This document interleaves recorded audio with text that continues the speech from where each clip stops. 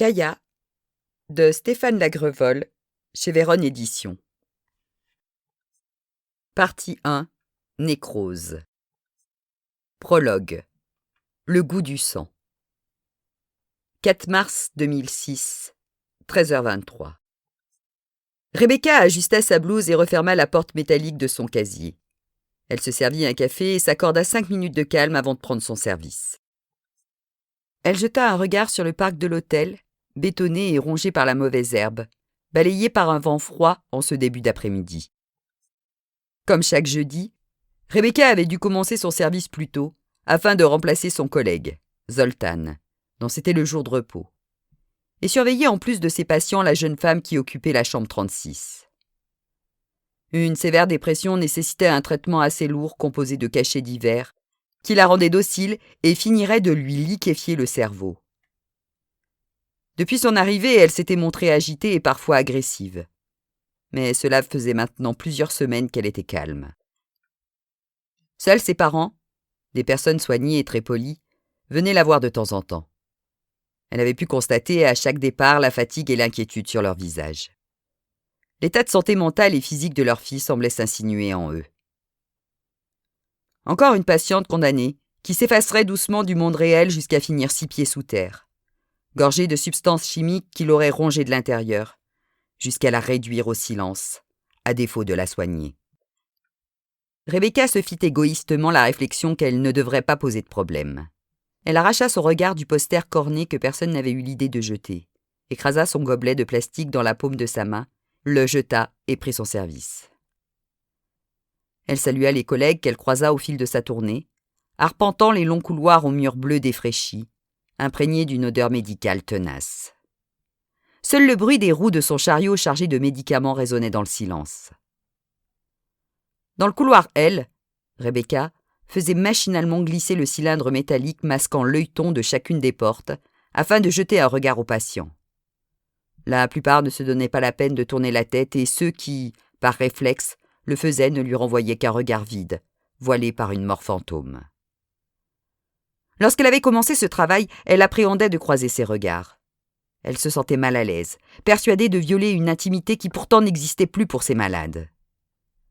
Longtemps, elle avait eu cette impression de les provoquer en leur faisant comprendre qu'elle se trouvait du bon côté de la porte, libre de ses faits et gestes. Mais elle ne croisait que des yeux éteints. Après seulement quelques jours de service, elle se souvenait avoir fait glisser la plaque métallique de l'une des cellules et plaquait son œil contre la porte pour rencontrer une pupille dilatée. Prise de surprise, elle avait reculé en étouffant un cri avant de se boucher les oreilles lorsque le patient s'était mis à pousser des cris déchirants en se frappant la tête contre le mur. Rebecca se souvenait de ces bruits sourds qui rythmaient ses cris polis au papier de verre.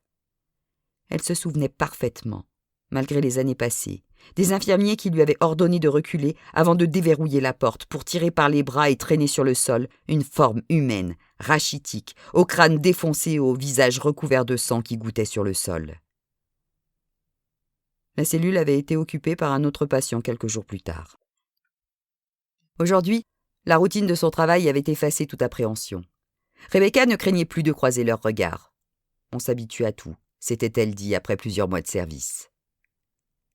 Arrivée au bout du couloir, l'infirmière fit demi-tour, revint sur ses pas et après quelques minutes, emprunta le couloir A. Elle poussa son chariot jusqu'à la chambre 36.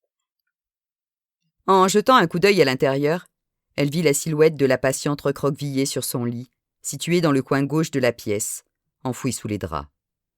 Elle repasserait tout à l'heure pour lui donner ses cachets. En attendant, elle avait besoin d'un autre café.